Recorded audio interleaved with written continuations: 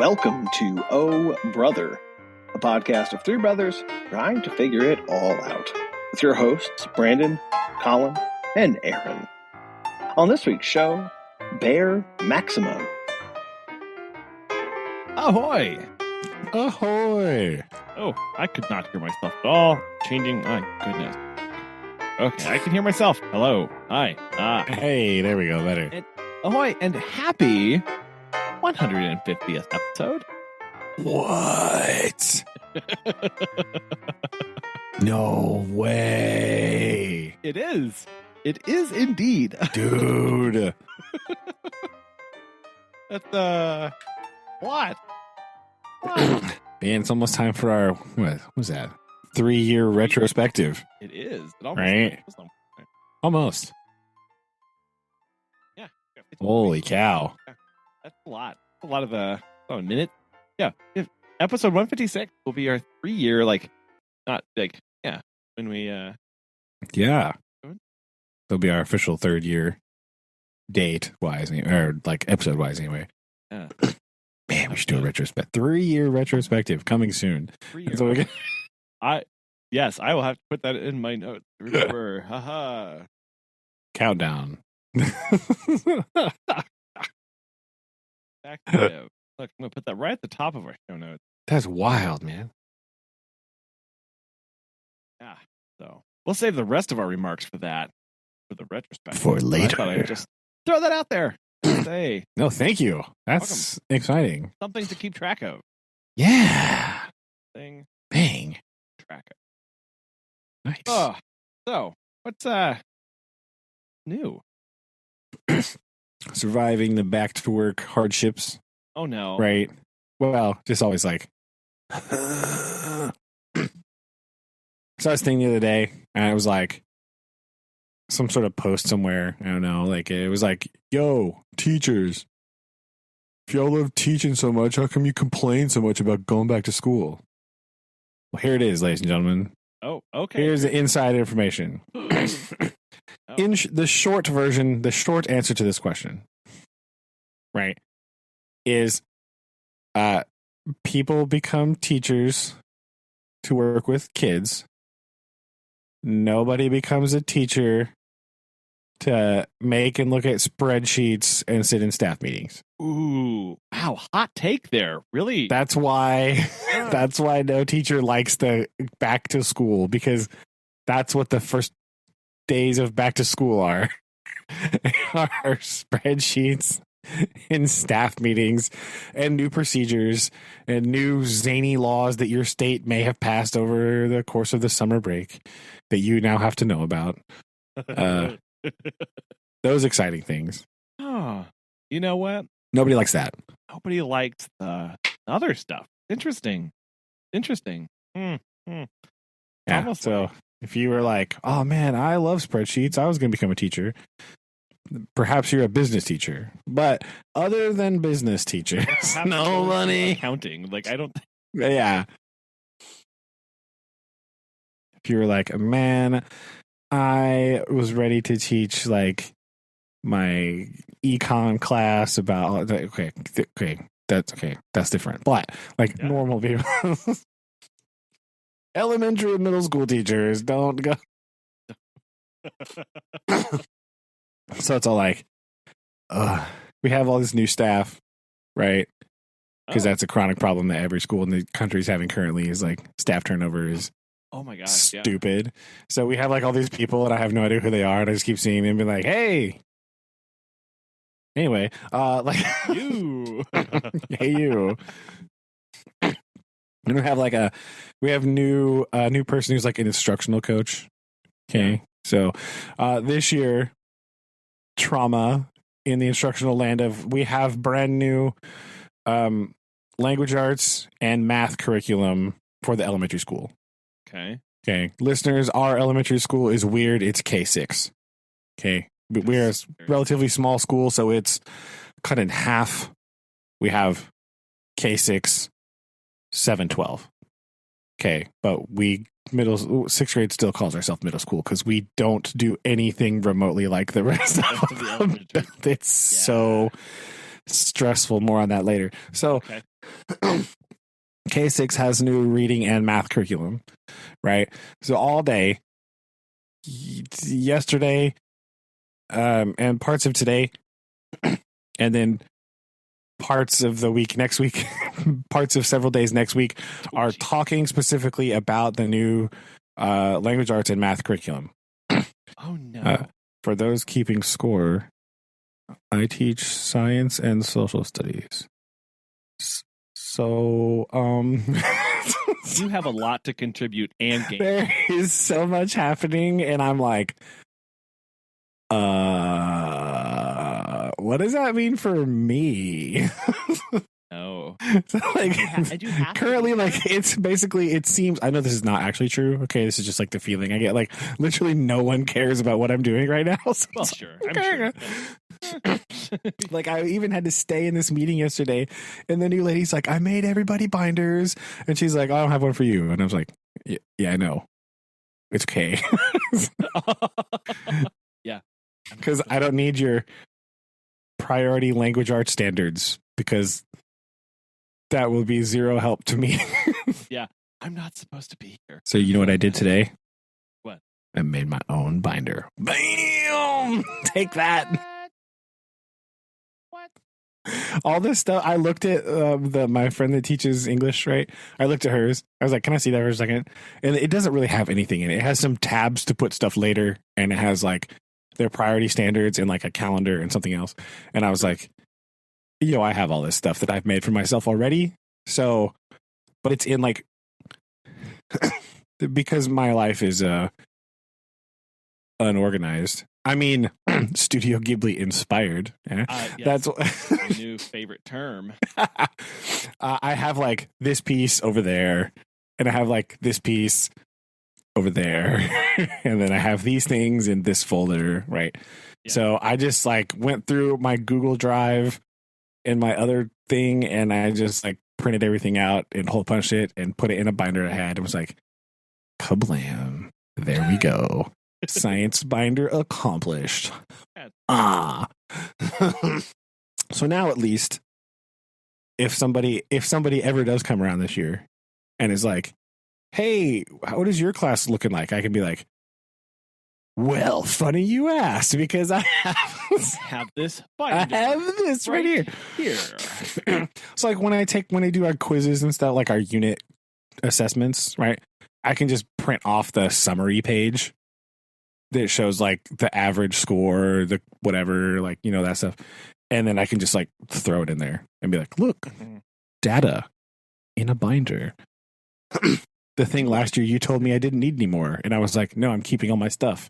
And this year they're like, hey, we want you to have this binder full of data. And I was like, good thing losers, good thing I didn't throw it stuff. Yeah. Glad I was thinking about that. Yeah. Dorks, come on. So yeah, there's a lot of me just being in limbo, like, what do I do?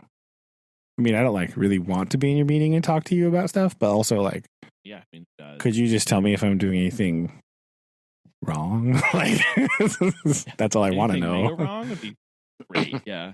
I just need a little bit of feedback somewhere of like, do this. I'm like, okay, I can do that. Like, or I'm already doing that. Never mind. So, I mean, you said, but how much guidance do you get? Me personally? Yeah. Zero. But not zero, right? I have like, it just feels like zero sometimes, right? That's just a me thing. It's my perception of things, which may or may not actually be correct. I get like a couple times somebody will come and do like a classroom observation. So they'll see that like they come into my classroom. There's like a checklist that the administrators have made up of like, is this person doing these things? Like, what are they doing? What's happening in the classroom? Right. There's two versions of that. I don't know if they use the other version anymore, actually. There used to be two versions of that. There was an informal one, because sometimes the principal would just like show up randomly and be like, hey, how's it going? Like say hi to the kids and then leave. But what they're actually doing is they're checking in on you. They're being visible to the kids to be like making the connection, right? But they're also just sort of like quickly looking around to see what's happening. Are kids on task? Are we working? Are we doing stuff? Are we helping? Are, whatever. Yeah. And there would just be like a mini checklist that I would get in an email like a day or two later. They would just be like, oh, hey, I just was in your class. I wanted to share this is what I saw. Keep up the good work or blah, blah, blah, whatever. There's like a comment section where they type something for you. And then there's like the unofficial observation time that happens where it's like a much more involved checklist. And they come into your classroom and like, or if you're me, they schedule a time and then something principally happens and they don't come. And so I send like really smart alecky text messages being like, just come whenever. Just surprise me. Oh no. But they come in and they have like an official sheet, right? And then after they do the observation, you have like a meeting with them, right, where they go over it and they talk about stuff. You can talk about things and whatever. So they'll talk about like areas of improvement or like your goals for classroom stuff or whatever. Like it just depends on how your observation went. So that feedback is good, except for the few times when they're like, "Yeah, everything's good." I'm like, wait, what? Oh, okay, cool. So anything I could work on? I feel like many times people, that kind of feedback is so not helpful. And I think there's this pressure to give that feedback or think that that's okay. But it's like, I really feel like even when overall everything quote unquote looks good, I think you kind of, I feel obligated to give some sort of feedback, encouragement, like here's where I want to see you continue in like working and focusing. Maybe there's nothing major that we have to work on, but like, I don't know, like I just went through some 90-day reviews with our staff, and most of them, it's like, I have nothing to tell you to improve on. So I'm going to, instead of saying, no, you're great, I'm going to say, I really want to see you continuing to focus your energy in these 3 places because I see you really enjoy that. And that's awesome. So continue to do that. Like, even that kind of thing, like that tells them, okay, that gives me some direction to move and work for and toward. Yeah. I was digging around through my desk today and I found a bunch of old, they're like informal evaluation notes from the old instructional coach we used to have like a long time ago, like when I first started. And I was reading her stuff again because I keep all that stuff just to like, think about it every once in a while, reflect on it, right? And hers were really, really good because she would say that kind of stuff like, oh yeah, I'm really happy to see you're really coming along in this area. And then she'd be like, have you thought about this? Like nothing, like it was always phrased that way. Like, what do you think about like this area of focus now?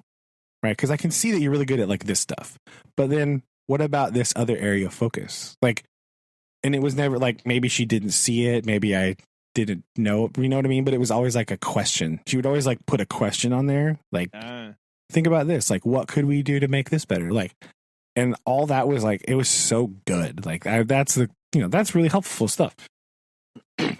Like, oh yeah, that's a good point.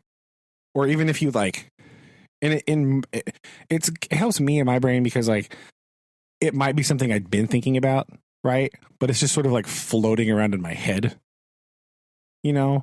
And then like it would help me try to think about that process and then formalize it into like a something. You know what I mean? It's like an actual entity, and I could like write it down somewhere or put it or implement it like for real. You know what I mean? Instead of just like off the cuff, I could be like, okay, we're going to cement this as a process that we do. Well, I think also it helps because it opens as a question. If you had been thinking about it and ruminating on it and actually have some detailed thought, it's much easier to open up that conversation and go, you know what? Actually, I have been thinking about that, and here are the 4 reasons why I'm not interested in that. Or like, yeah, or like, oh yeah, that's a good. I do need to like, because like certain things you're like, oh yeah, this is something that I'm doing, but like, before I've talked about like being intentional about stuff, right? And so like, okay, maybe I haven't been intentional, so I need to like just formalize this process or like better communicate my expectations to the students, you know what I mean? So that they're more clear on what I'm looking for. And that will alleviate stress and frustration from me and from them, because now they just know, you know what I mean? Instead of like trying to guess what I want, how can I more clearly communicate what I'm looking for to them so that they know what's expected, right? Like that makes sense to me. So that kind of stuff. So that was good. I did that today. I started unboxing some of my stuff because like I have all this stuff in my room, like just random stuff, and it's like I just pile it in a big stack on these shelves so I don't have to like move it out of my room at the end of the year, Perfect. And so I've been going through that. I cleaned out a file cabinet drawer. What? Yeah. That's insane. And I had to make some engineering changes to the way file cabinets function. Oh. Yeah. I don't even know what that means. So get ready. I went through my file cabinet and I was like, again, this is the file cabinet I've been avoiding for a long time, right? Like I've just been shoving more things in it. And this year I was like, yesterday afternoon I had a lot of time, so I was like, okay, well, I have no more room to put. I have to do this. So I just ripped everything out of there, and it's from a lot of this stuff is in. It's like the teacher that was in that room before me stuff. Oh you know? Yeah. You've talked about kind of how you dredge through things every now and then. And yeah. And so this drawer was like, okay. And it was a lot of just like, I couldn't really tell what all of it was at first. So I actually went through it this time and I was looking at stuff and like, okay, this is a file folder. Luckily, she was a quite organized person, so that's really handy. That's so nice. At least all the file folders were labeled, right? So that's nice. They're like the manila file folders, So I was looking through there. I was like, this is some like reading and writing material. I was like, I kept some of that stuff because we do have a response to intervention, like extra help with reading and writing stuff time. So I was like, I don't know if this will be useful, but that particular section that we teach is so fluid and random. It could literally be anything at any moment. So I was like, I'm going to keep some of this, right? It was a small stack though, like very small. A bunch of the other stuff I threw away. And in the very back of this file cabinet, I found these like instruction manuals, like old teaching manuals or whatever. And one of them definitely said 1998 on it. And I was like, I don't think I need this. Oh, come on. So that would have been from a teacher like before. The building that I'm in was built in 2000. Just so we're clear. So that was a little bit. A little bit. And I told my friend that I work with, my coworker, and that I found it because she's been in that building. She was working there then, I think. She's been working there for 20 something years. So right about that time. And she started laughing. She's like, oh my Lord, what do you Amazing. But I got rid of all that stuff. So I have this big empty drawer. So I discovered that you know the little metal piece inside the file cabinet that you can like, that like slides around? Yes. And you can like, so when the drawer is not 100% full, your stuff isn't like randomly laying down. Yeah. So it turns out that is designed because you're supposed to load the drawer from the front to the back, right? You want all the stuff at the front of the drawer. And the drawers are really, really long. Yeah. But you want everything at the front by the handle. Yes? Yes. However, yes. I don't. I want all of this random stuff pushed to the back so I can have this big open space in the drawer for like science instruments and stuff. So I just have them there. So I took out that piece and I turned it around and reinstalled it backwards in the drawer so that all of my file folders are now smushed to the very back of the drawer. And I have more room to easily access like science instruments and random things that I need throughout the time. Like I have some like weather instruments, and like some other things. So I'm going to put them in there so I can just grab them. And that's the important distinction here that listeners might not have cut on, is that you're using the file cabinet to store more than just documents, right? Yeah, it's fine. Other things, which I think it's fine. It's massive drawers. Use them for something. But you're trying to co-store. You're trying to simultaneously store documents that you may or may not need access to. Who knows? Yeah. But you also need to store, like you said, like instruments, rocks. I'm sure.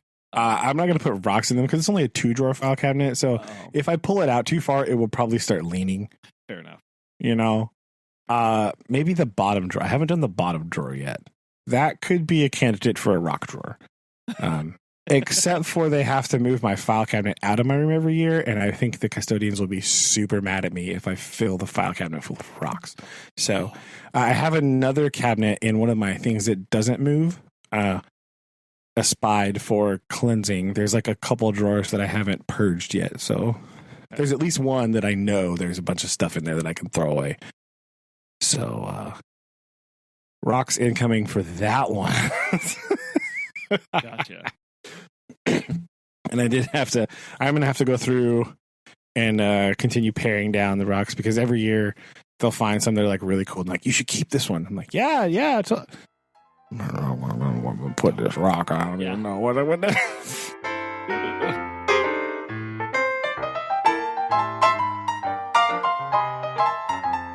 Then you're having to do, you should, just like the Missouri State Fair is on right now. So you could have like a rock grading contest of like the best rocks of these 10. Well, I do have some that I like set out. Right. There's a couple like gems that just have a perma position on the desk. Right. So like, because we found some like really cool fossils and stuff. So I just leave those out, and then, because at the beginning of the year, they'll look at them like, oh, that's kind of cool, blah, blah. And then so they've seen them around. And then later they find out what they actually are. And they're like, oh, because like I don't tell them like what they are. Then I'm just like, oh, yeah, you'll just later. Don't worry. The kids always tease me. My favorite word is later. Right, because I'm like, oh, later. Don't worry, it's coming. Don't. So then, once we get to that section and we actually know what we're looking at, then it's like, oh, then we can look at them again, right? So that's handy. Yeah, that makes sense. Yeah, it's nice and fun. So I was just kind of doing some of that, making my binder, doing the high school has ruined my life, right? Because we are a small school, we are in K-12 in one building, right? There's several wings to the building, but it's a building. The high school has decided this year, in their wisdom, that they shall add an 8th hour into the schedule, right? So it's not actually an hour long. It's like 25 minutes or something. And it's going to be a rotating flex class where kids can go to different rooms at different times to get different help on homework, enrichment, all that stuff, right? Extra attention, whatever. They were setting that up today. But what that means is all the other hours in their day, they have shortened. Oh. Right? You have to shorten every other class period by X number of minutes in order to have this 25-minute block at the end of the day. Wow. So what that means is their hours are shorter, which means my special class time, second hour, is now shorter than it was before. And that special class was... That's the rotating class where... kids in 6th grade, like one day they'll go to counseling, one day they'll go to library, one day they'll go to band, right? Okay, yeah. Gotcha. But because we share the band teacher, our special time, it's the only teacher we share, right? So our special time has to be the same length as theirs, right? As their hours. So that means that now we had to completely re-subdivide our class times into new blocks because sixth grade is the only grade in the elementary that this affects. The only one. Right. So like we're stuck because like first hour, well, like, okay, school starts and then between that start time and the second hour start time, I can't change that. Right. Second hour special class time, I can't change that. Then this weird amount of time between the beginning of third hour and then whenever lunch starts later, I have to now redivide that so it's more even. Because if we didn't redivide it and we just went by the high school bell schedule, we looked at it and like third hour would be like 40 something minutes and then third hour would be like 27. Oh my God. Or fifth hour. And that can't work because I teach 3 sections of science in a row. So I can't have one science class be 40 minutes and the other one be 30. Right? No. It doesn't work. So we had to re-subdivide all of them and they're not quite right. And there's nothing we can do about it. So that was awful today, trying to figure out how to re-subdivide our schedule into, because they make our master schedule, but like they don't look at it for the sixth grade, right? So it doesn't really, you can't really notice until you start running the math that like these blocks of time are not equivalent. You know? And again, in the elementary school, none of that matters, right? Because they do like a reading and writing combined. So their reading writing time is like super big. And then they have like a small time for like science or like, and then a different time for math. So theirs are not like their subject time in the elementary school are not like equally segmented, right? They spend more time on some subjects than others. Okay. Which is weird, but that's what they do.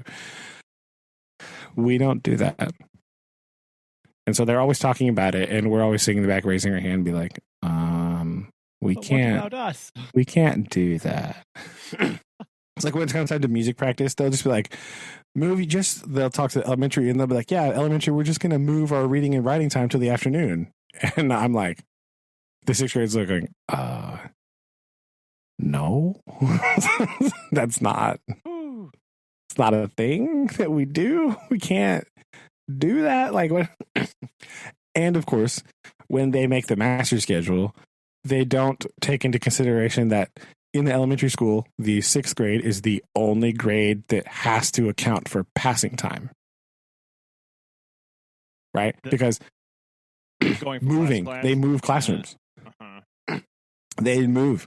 So in fourth grade, right, when you're going to switch from writing to math, you're in the same room. Right? So it doesn't matter. You just switch. Yeah. You just like go to the bathroom or you could like just like put your binder up and get out a different binder and you start again. Yeah. That's it. In sixth grade, you have to traverse to a completely different location. You have to walk. You have to walk. So we also have to subdivide in a passing time of that we just sort of mirror the high schools, whatever, like the 4 minute, the classic 4 minute passing time period. Of like, so we have to engineer that into our own schedule as well. So chunks of our time get eaten up that administration never remembers exist, right? Well, yeah, that's why I would. So we lose many minutes per day, right? I mean, we're talking like 30 plus minutes a day traveling. You know what I mean? Like, because their schedule thinks that you're in like math and then you're magically in lunch. Like, yeah, you just no. How do you think we have to get there? Come on, what are you doing? So like, that was our headache for today. So being like, no. Right. Yeah. So that's fun. making your own schedule because everyone forgets about you. And My favorite. And that on top of that class that's already shorter, trying to count time for the passing time, right? Yeah. Between.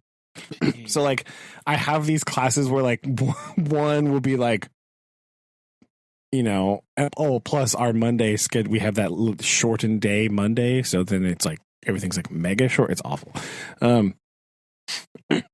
You know what I mean? So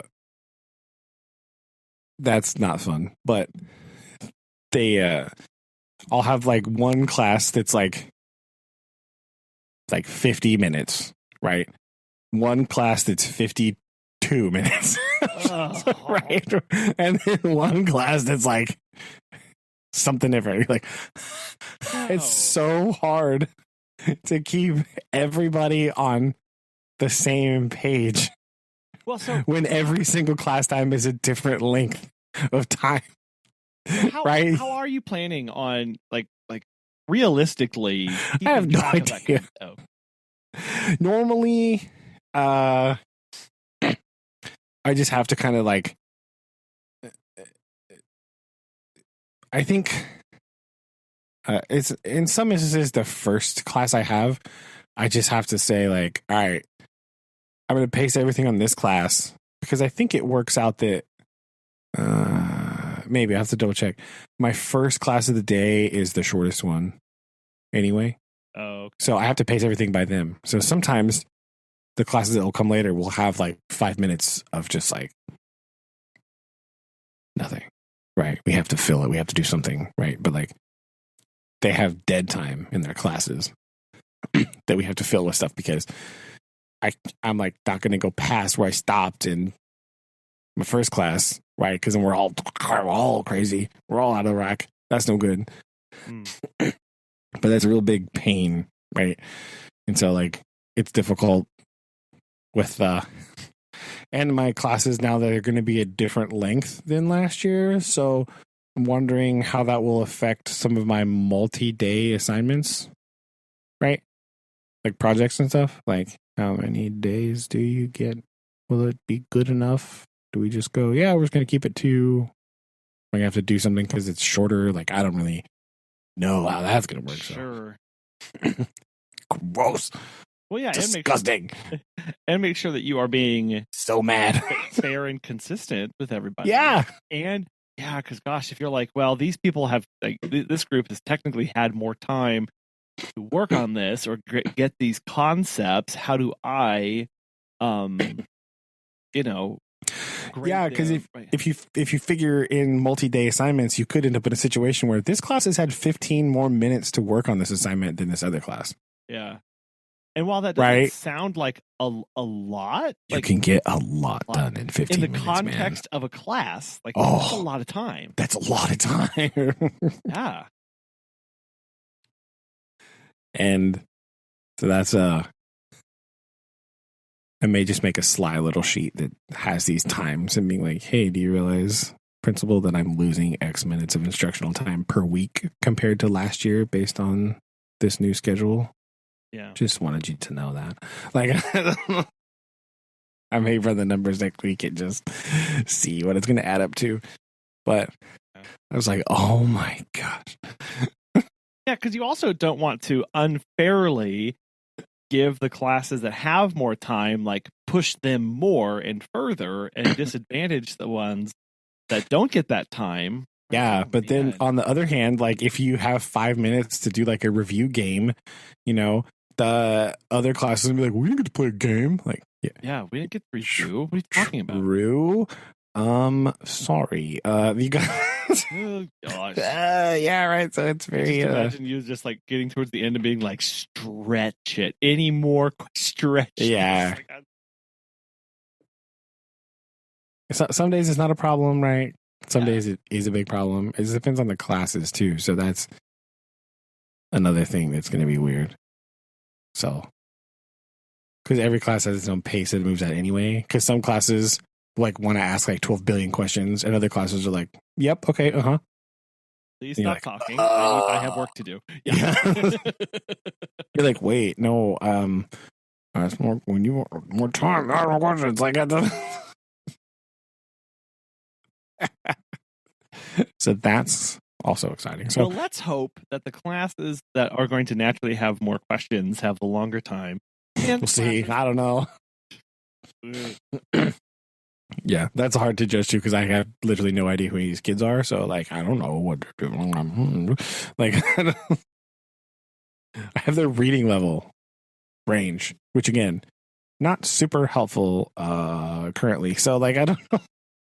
Huh. Interesting. So, what you can say this or not? What kind of information do you get about each kid? And I'm sure there's some other stuff in there, but like generally, like what do you like to look for? It gives you an idea of. And I was going to preface this in that getting information about a person is different than actually meeting them and working with them. So, Yeah. from your experience, like, how do you try not to, get ahead of yourself when talking with, about kids, and even though you have this information that's quote unquote tells you about them?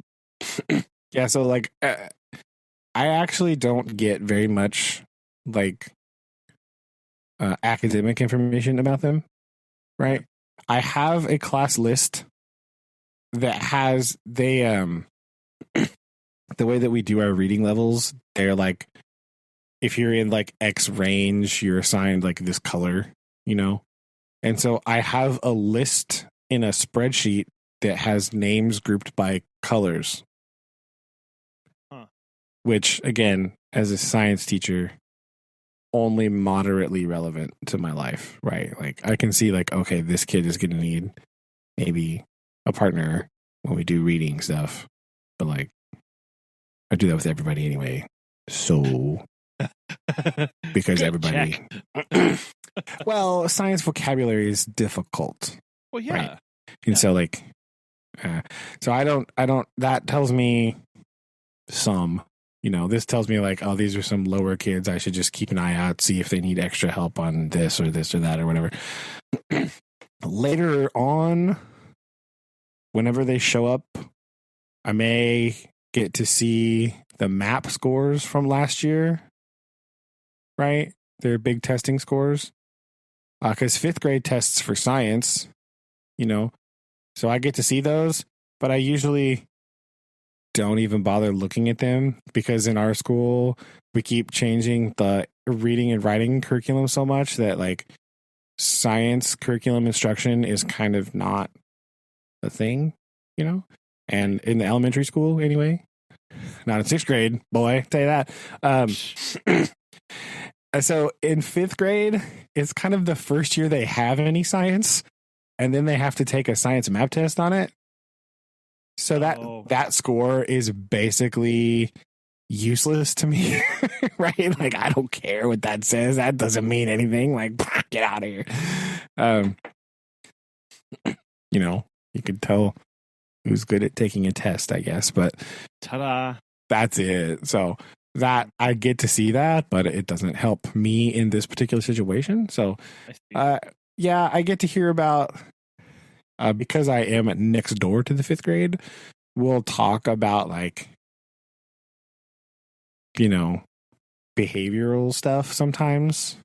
As a general rule of thumb, I try to, like, I take it in and I keep it under consideration, but I don't do anything with that information for a while, right? Because I want to see what happens, right?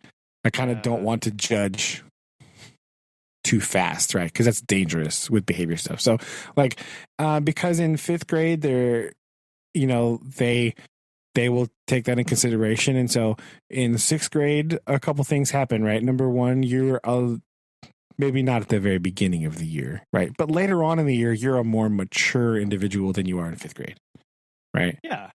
It's always very shocking to me, beginning of 6th grade, after, in my head, having just done the end of 6th grade last year, right? That's a gap. Let me tell you, like, right. if you have in your mind what an end of sixth grade student is like, and then you're hit with the beginning sixth grade student, like, oh, geez, Louise, readjust my expectations here for a minute. I gotta, never mind. we gotta build back up. We gotta build back up to that. That's what we gotta do. Okay. Delete. Yeah. So like, you start maturing a little bit more. You're in a different group of people, right? Because they mix the groups up and do stuff like that. They kind of like if there's a particular two students that like just fight all the time and never get along, they split them up, and they're not in the same class group. Oh, at the scheduling level. At the scheduling, yeah. So like, you're in because the fifth grader teachers help decide the groups that the kids are going to be in for sixth grade at the end of the year before, right? Yeah. They put their input into the principal, right? In our school, anyway, that's what happens. And so they can be in a different mix of kids, you know? It could just be a different environment. Because I had one time, this kid, he moved to our school, right? And they told me, right? Principal told me, it's like, yo, this kid, you know, his old principal called me to warn me about him, you know? And they showed me his discipline file, not like in detail, but they showed me the size of his discipline file, which was enormous on the table, right? Yeah, right. It's exactly what you're thinking of. Like, imagine, you know, like those detective movies where they drop the huge file on the tip. It's like that, right? So they were hyping this kid up. It's the worst kid you've ever seen. He's so bad. Blah, blah, blah. Never had one problem at all when he was in my classroom. Zero. No office referrals. No negative behavior reports. Nothing. So like, you know, like you literally have no idea, right? Yeah. Like, because sometimes you'll be like, oh, people will be like, oh, this kid's great. They're just so lovely. Blah. Horrid, right? Like just a mess, right? So like, you never know, man. Like that kid I was telling you about last year, he would come to see me every day, and I had him like 2 years ago. He was still like, come by, hey, Mr. Funkhouse, what's up, man? Just like, that's all I did, right? It's like, this kid, this is supposed to be the worst kid in the world right here. Yeah. You know what I mean? Like, he's supposed, on paper, you don't want to be anywhere near this kid, right? He's terrible. But like, my experience with him, he's the nicest dude ever, man. He's great. Like, what are you talking about? Like, I like this guy. Like, so you gotta be really open-minded, you know what I mean? And just like, go with it. You just got to be willing to go with it and give it a shot. And you know what? That's what it is. The other thing I found, this is my personal sort of philosophy, you have to have a bit of amnesia, right? About these things. Because like, if a kid has a bad day one day and you come in the next day and are still treating them like they're having a bad day from the day before, they're going to respond appropriately, right? But if you come in and you're like, new day, man, what's up? It can help some kids, right? That having a real short memory about that stuff, like, I think it's important. You know what I mean?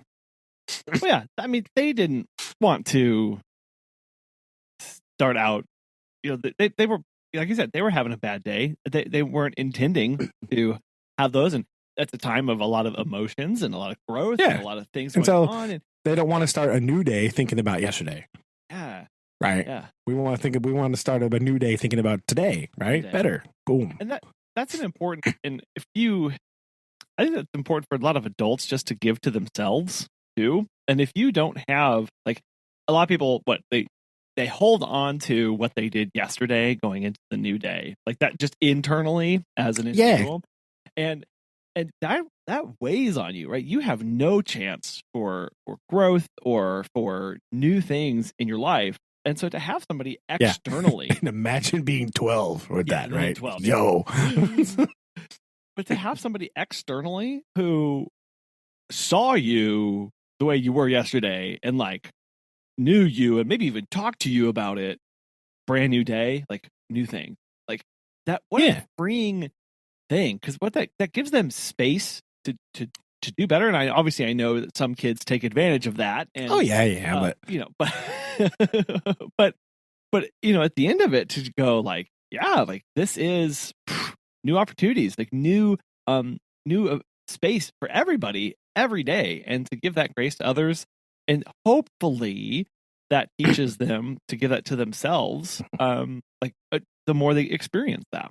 Yeah, and it's kind of it's a little bit culture shocky, almost like coming from 5th grade to 6th grade in that regard, because in 5th grade you're with the same teacher all day still. Yeah. Right. And so it's more difficult in that situation, you know, because you spend all day, every day with the same people. Right. And so it can be more difficult to keep that attitude. Right. Oh, yeah. But in 6th grade, you know, it's easier for me because they come in my room, you know, for, you know, whatever amount of time I set my schedule up to today. I don't even remember.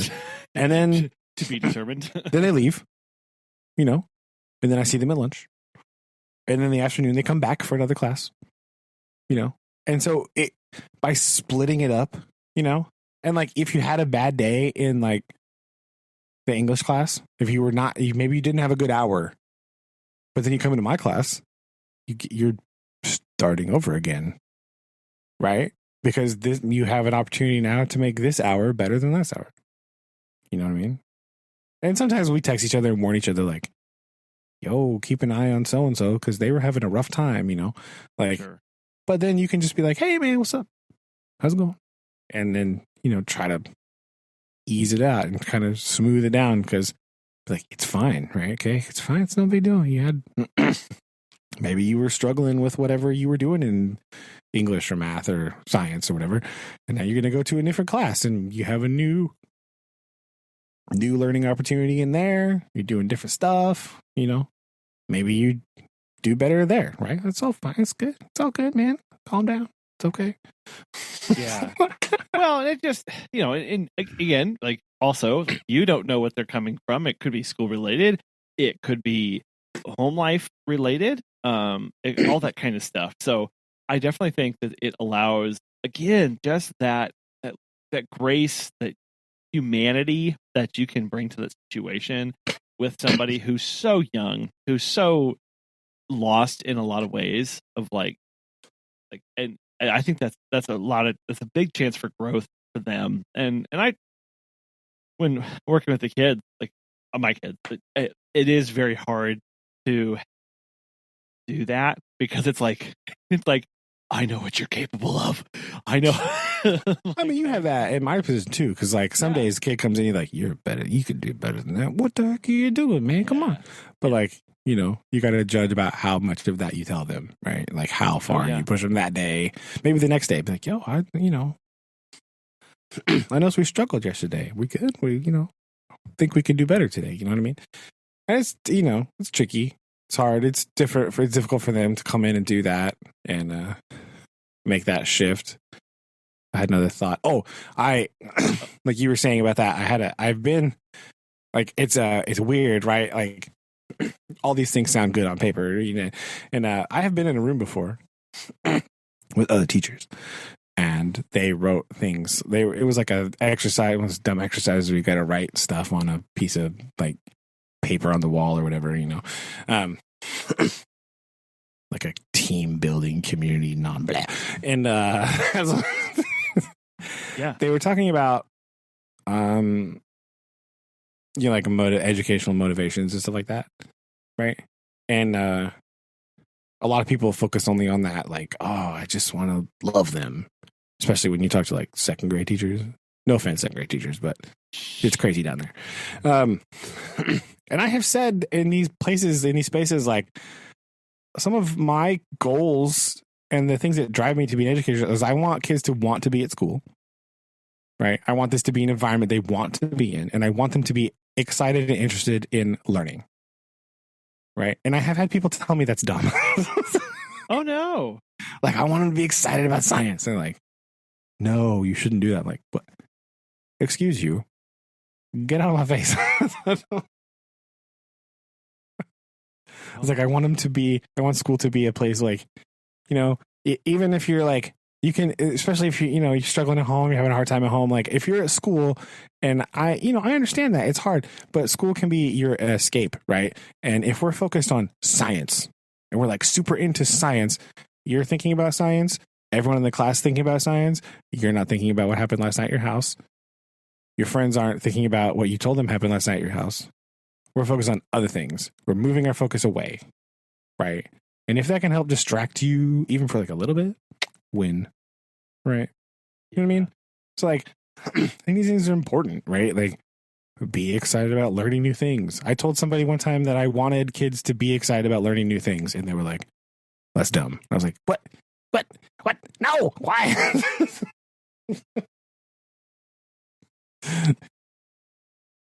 Grr. Maybe so grumpy.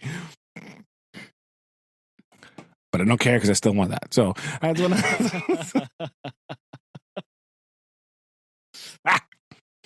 Yeah. So, well, you've got a lot. Yeah. To balance this year.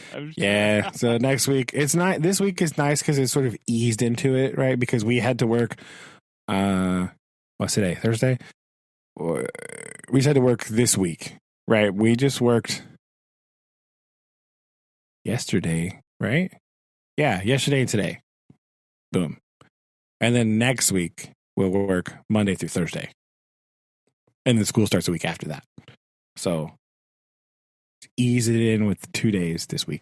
Kind of get it in there nice and gentle so I don't have to die of overexertion after 2 days only. So. Yeah. Yeah. Oh, 2 days. Oh, no. Yeah. That was good. We did that. That's basically what I'm doing. Sorry. I'm monopolizing the whole conversation yet again. Fine. This has been Educational Philosophy with Brandon. What's up?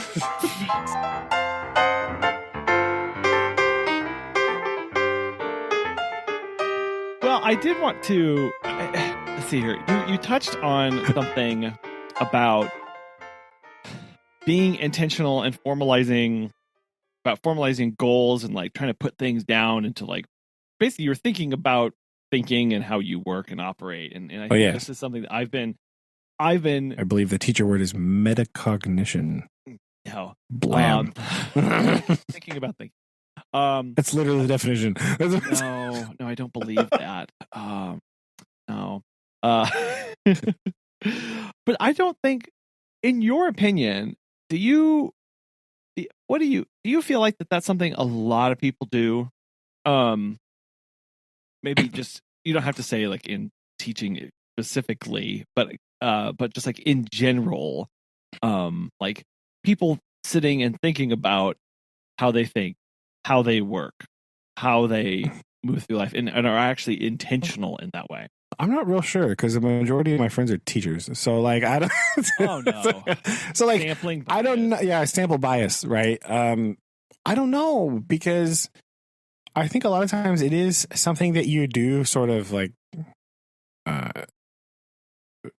for lack of a better term, without actually thinking about it, right? Mm-hmm. Sometimes these are things that you're doing, but you don't really think about it in the context of doing it. I think that might be a better way to say that. So I don't really know to what extent other people do this, right? Yeah. Like normies, you know what I mean? Like, I don't know if they're out there being like, yo, I know that so an example in my personal life from a couple episodes ago, we're talking about reading books, right? I was like, I feel so like tense and like scatterbrained that I can't focus on anything, right? Like my ADHD tendencies or my ADD tendencies were like ramped up with all this, like getting ready to go back to school and all that stuff.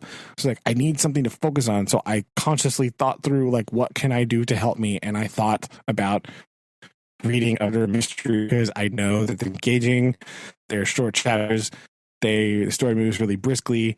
You have to think about puzzle solving the whole way through. So like I knew that would help me. Yeah. Right? But I don't know if other people do that. It's difficult to do. It's a difficult thing to begin to do because step one is kind of like you have to have a lot of like self-knowledge. Right? And that's a scary thing to have. You know what I mean? You have to understand your thinking process. Right. And I mean, you have to have some knowledge of thinking processes in general. You know what I mean? So like when we talk about this in school in connection to like reading, right? You want to be, it's in that context, this metacognition thought is, I believe, I haven't taught reading in many years, so give me a break here. Other reading teachers, sorry. But like, send your angry letters too. Yeah. Tweet us your response at we can but like you are trying to understand how your brain is processing the information that you're reading, right? And like nonfiction stuff. So it's difficult because you first have to kind of start at a ground level of like just basic like thought work, right? So it's a lot of reflecting, right? So you kind of have to reflect on not just your actions, but like the thoughts you have while doing them, because it is a lot of, it's in order to kind of practice that reflection is a big important thing, right? Like what, like, so in school, if you're like, oh, here's the answer, right? Then being able to think like, why did I know that was the answer? Right? How did I arrive at this answer?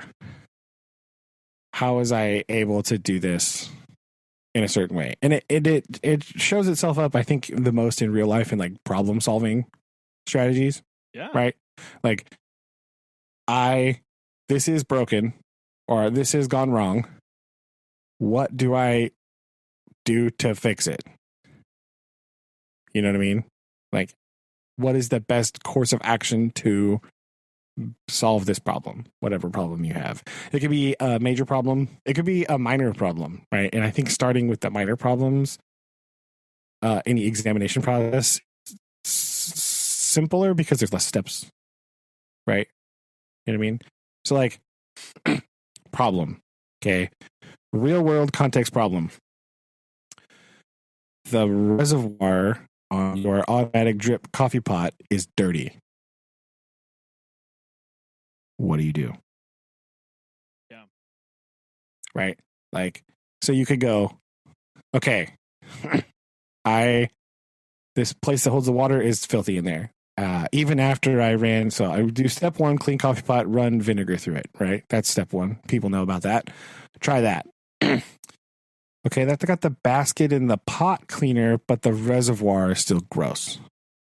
Okay, so then you're going to think about how do I clean things? Okay, and you're going to go, normally when I have to clean things, I scrub them with a towel in the kitchen, right? Like I get a rag and I wipe it. I can't get a rag in this tiny space because my hand is too big. Yeah. Right? And then you might go, what if I tied the rag to a spoon and I stuck it in there and tried to wipe it? And you might even try this and you might go, that is horribly inefficient and it's never going to work. Right? It's not repeatable. It's not repeatable. I can get the flat part, but the little weird crevice at the bottom, there's no way it's getting out of there. So then you start coming up with other options and you might think to yourself, aha, my sink has one of those spray nozzle thingies, right? I don't ever use that for anything. I wonder if I just spray higher pressure hot water in my coffee pot, if it will help clean it. And you might try that. You might get some water on yourself, but you might find, oh, whoa, it did work. It's way cleaner now, right? That's the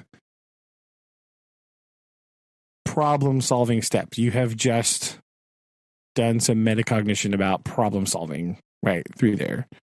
And so I don't know to what extent people know that that's what they're doing, because they might not know these vocabulary words, or they might not understand the process fully, but that's what you're doing. So next time your coffee pot is dirty, you go straight to the end one.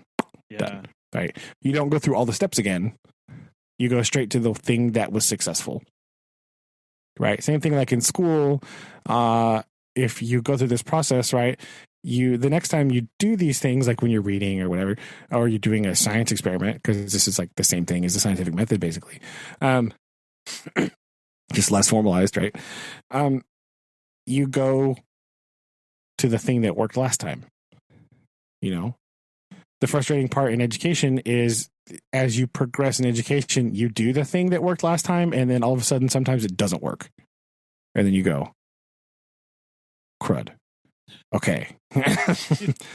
What new strategies have I learned about to throw at this problem to see if it can fix it? Or maybe it's so something that this is an interesting scenario, because something that I actually encounter a lot with pet care that a lot of people might not think of is I deal with a lot of vacuum cleaners, because we vacuum at the end of the stay, so the owner comes home to a clean home, and the number of vacuums models out there are varied, and there's a lot of different options. The number of vacuums that we had as children was varied and crazy, right? Like, what was that white thing? What was that? Why? Floor one. And yeah, do they even make those anymore? That was crazy. It's canister it was technically a canister vacuum, because the vacuum was separate from the vacuum head. But you had to drag it along. There was a weird foot treadle to start it, right? The whole thing, like. Yes. But yeah, no, I understand what you mean. Yeah, that's a good point. That's another good one. Like, how do I have similar problems with things like, oh, it's the suction's bad, or it doesn't seem to be picking up this thing on the floor. Huh? Why? Right? Like, and then all of a sudden you start going, okay, like, is the canister full? Is the filter okay? Is the other filter? And on the modern ones, it's like, is the other filter? Yeah, true. It was an embarrassingly large number of years before I realized that where the filter was on our vacuum cleaner. I'm just gonna say that. I scrub so many air filters in vacuum cleaners because nobody knows that they're there. When I discovered it, I was like, I'm throwing this out and buying a new one because this is horrible. As long as it's foam, you can usually wash it. Yeah, but that process of it's not just building those connections in that pathway of thinking, it's also being able to back up in that stack and go, where did it fail this time? Like with your example of like cleaning the pot, it's like, I did the exact same method and it didn't work right now. It's like, oh, well, maybe it's the being able to step back and go, oh, well, the carafe is different, or the reservoir is different, or this is a new model, or whatever, and go, how far up the chain do I have to go to see where it broke, and then rework it from there. And that takes a huge amount of not just self-knowledge, but self-awareness of your surroundings and the world. And I see that more and more when I talk to people or have these conversations with them about problem solving. And it seems, and I know that's a big thing, like in education, of like, how do I teach problem solving? And like, well, we need to teach more problem solving. And it's like, that is an immense challenge. I mean, basically, you just sort of have to like throw problems at them and watch them solve it, right? And then just be like a coach, be like, have you tried thinking about this? Yeah, exactly. And like, and then, but the other aspect of that is being able to go, and I forget there's a word for this, and it's going to bug me, but like, okay, so you solved it in this context. Being able to see how that applies to other contexts and other scenarios is, I think, another step of going, wow, I did this process, or I understand this. So for me, it's like, okay, I understand this concept in biology and biological modeling and how population dynamics work. And then going, wow, all of these same principles apply over here in economics. and in investing in how people handle money and stuff. And then I think once you start getting into the problem solving, and again, that makes it sound like it's this big grand thing, but it's actually just like working and living in daily life and being aware of it, basically like going, wow, in this context, when I'm at work, I do these things. When I'm at home, I do these things. When I'm with my family, I do these things. When I'm recreating, I do these things. And there's similarities between all of them, and they're not just these individual distinct chapters or blocks in my life. And that's where I think there's another breakdown of awareness in people's life, and going about, because I would be, it's kind of interesting to think, and I wonder how often this happens, where people solve problems at work, but when they get home, it's a struggle. Or maybe they're really good at solving problems when they're at home, but when they're at work, they have issues there. And that could be their support systems or the type of problems or whatever. But like, knowing, okay, like I can approach these problems in a different way. And I think it just leads to a lot of, it's something that I've been thinking about a lot recently, especially as we've been hiring people and trying to help get them set, and like trying to help them understand how they work and they function. And because I see the same trope over and over again by other people in businesses who are hiring, who they complain about how they're hiring, and they complain about the quality of people that they're getting, and they're so frustrated, and they don't know how to, work these days, or they're all ridiculous and they don't know a thing. And it's like, well, okay, but like, what's your role in this, and how can we help them? And really putting that educator hat on and going, okay, maybe you've never thought about thinking, and maybe you've never thought about this in your own life. That's true too, and it goes back to expectations as well, right? Like in that instance, like, have you clearly like, you cannot just, I mean, like, if you walk into a sixth grade classroom and just like assume everybody knows what to do, yeah, you will die, right? That's what, like, you you will not survive, because that's the most idiotic thought anyone's ever had, right? Like, sixth graders just know what to do automatically on the first day of school, because they're sixth graders. They don't. You can see it on this piece of paper. It says they're in sixth grade. Yeah, right. That means they should know how every expectation I have that a person they've never seen before, that's what they know. And I just see people get so frustrated where they go, well, they should know, right? I said clean, like a phrase, like, okay, let's just take back to the vacuum cleaner, like clean at the second to last. Well, here, I'll just say this: before the client gets home, clean.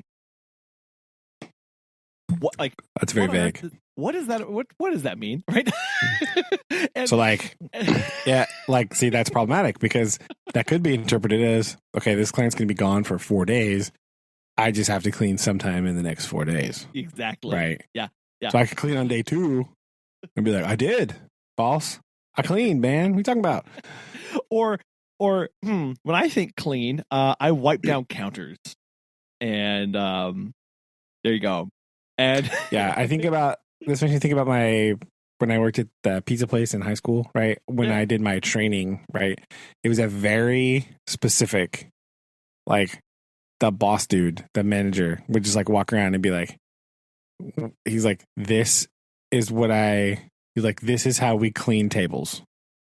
Yeah. And he like showed me exactly how to do it. Right? Like, and then, later on, like, when we're cleaning the floor at the end of the night, these are the things that you need to do. And the floor is not clean until this is done. Right? He was extraordinarily specific about everything that he wanted done. Right? And that made it easy for me, because I'm like, okay, that makes sense. I understand that. Boom. Right? So it was like, yeah, that's a good lesson in just like, sometimes you have to show people too, right? Like, because you can't just be like, yo, clean, right? Like, well, cleaning at your house and cleaning at a restaurant setting are not the same. So we need we need to talk about what that means. Well, and with that, like, okay, cleaning your home versus cleaning a client's home when you're actually technically being paid to care for the pet is also different. And yeah. I'll talk to a lot of our staff and like, look, I am probably one of the most OCD people you will know about cleaning, and like we got to just stop at some point because we have a lot of other things to do where we can't be spending all of our time just cleaning, because we could like I could spend all of my time cleaning this house, and I will, but but you're gonna leave and then I'm gonna go crazy. But trying to help people, and I think again, tying it back to thinking about thinking and how we process, and knowing that how I process is different, how you process is different, how everybody else processes, and I think it's kind of on. It's both at the individual level, right? There's some responsibility there, but having good people around you that can help you in that process discover how you process and think, and how you can be productive in a good way is very it's oh man, I think that's kind of part of just being a decent person. Yeah, and I think one really important step that you can take to help do this, if this is something that you're interested in, listeners, is if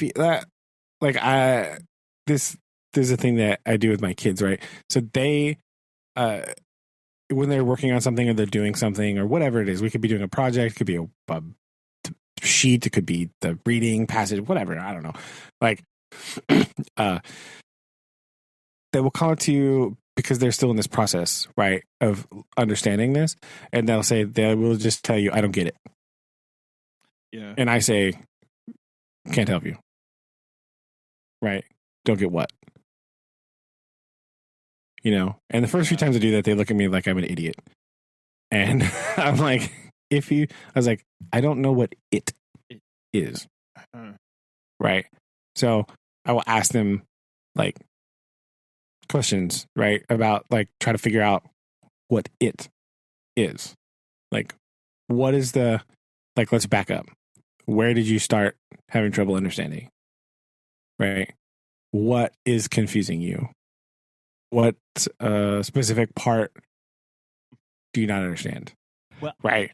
And they hate me the first times we do this. They hate it so much. But it's doing what I said earlier about the coffee pot. It's backing them up the stack because they've never encountered this problem before, and they thought their way of problem solving and thinking was sufficient to tackle this issue.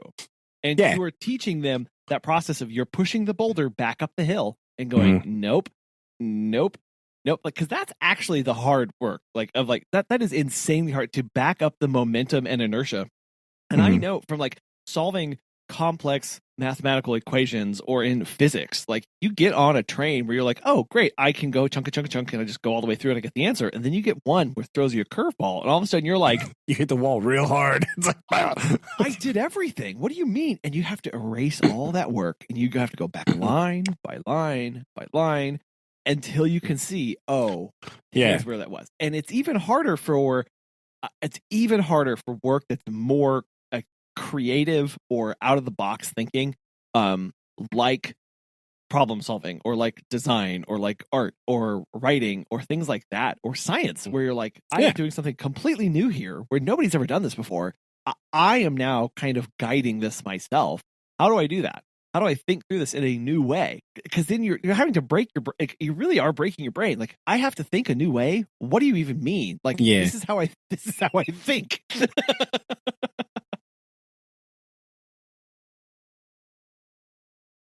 Yeah, so sometimes you get them backed up enough where they'll just be like, okay, I don't know this word.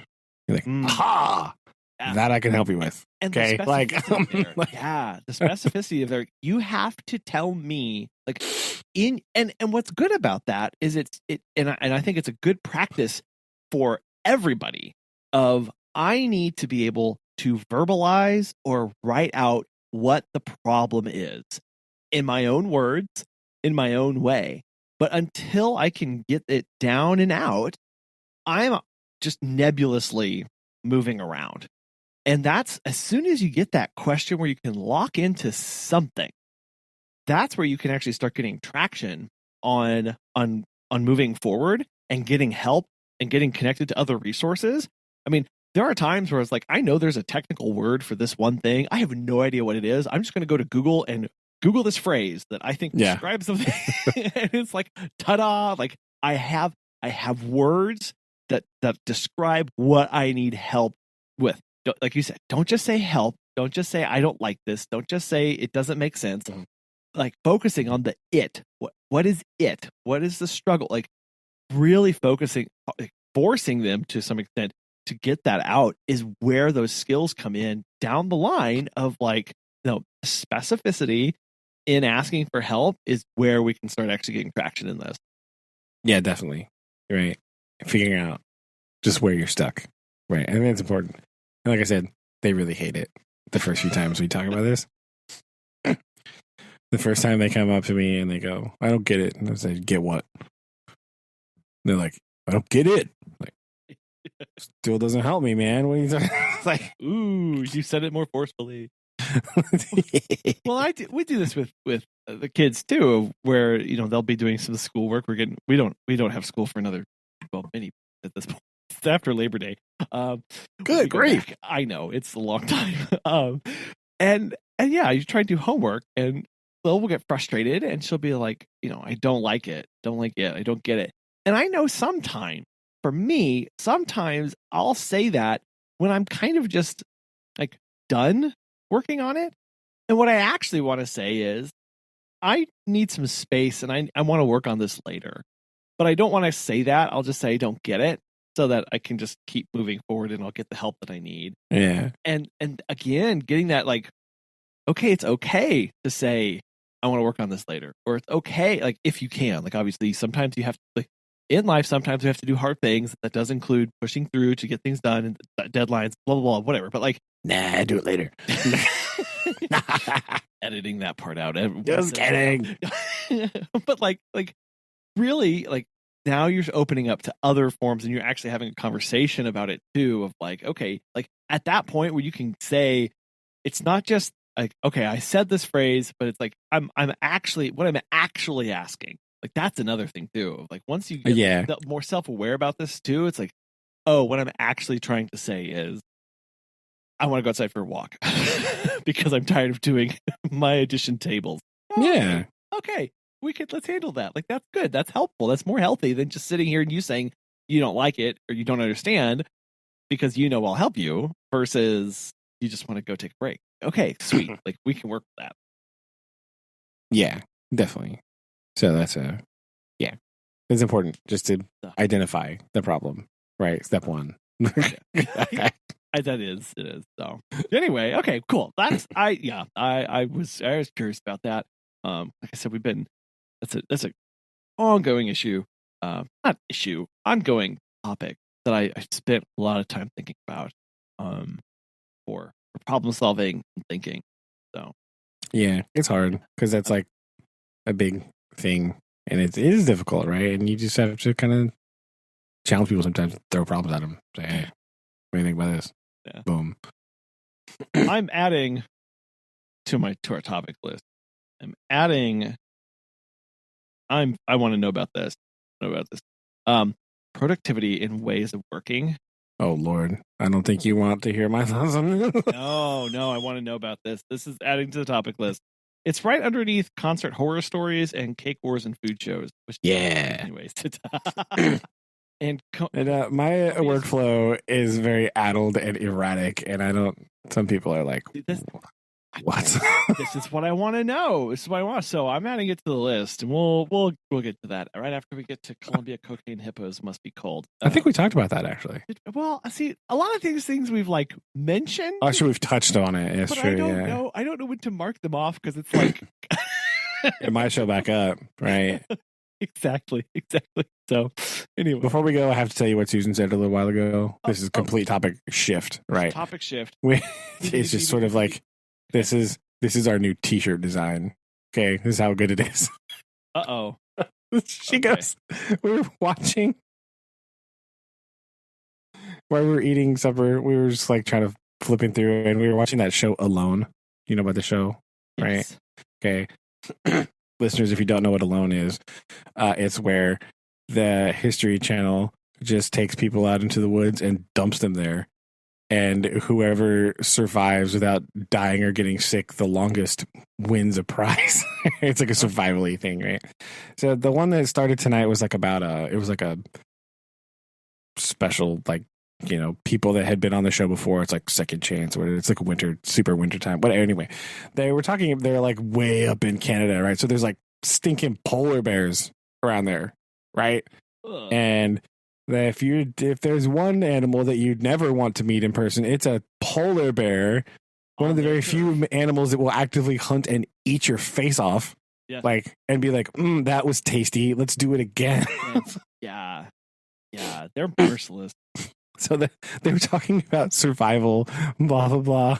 And the guy had made some sort of comment about doing the bare minimum. And Susan goes, well, you don't want to do the bare maximum either.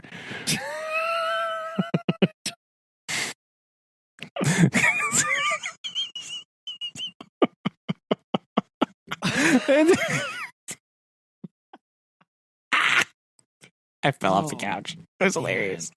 So our new shirt needs to say, don't do the bare, BEAR, maximum. Just calm down. That's what it should say. Don't want to do the bare maximum. Yeah. Don't do the bare maximum. Calm down. Love this. So it was so good. I was like, oh my gosh. This I is so, can hear that. it was so beautiful. I'm so proud of her. It was lovely. Yeah, Google Docs is throwing a fit about this. It's got everything underlined. It's like, do you mean bare, BARE minimum? I do not. And I'm like, no. It's where you do something so over the top that you run the risk of getting eaten by a bear. That is the context, folks. The bare max. Don't do that. No. Don't do maximum bear. Yeah. There you go. We'll print that sucker up. Okay. That is the one. So we're gonna.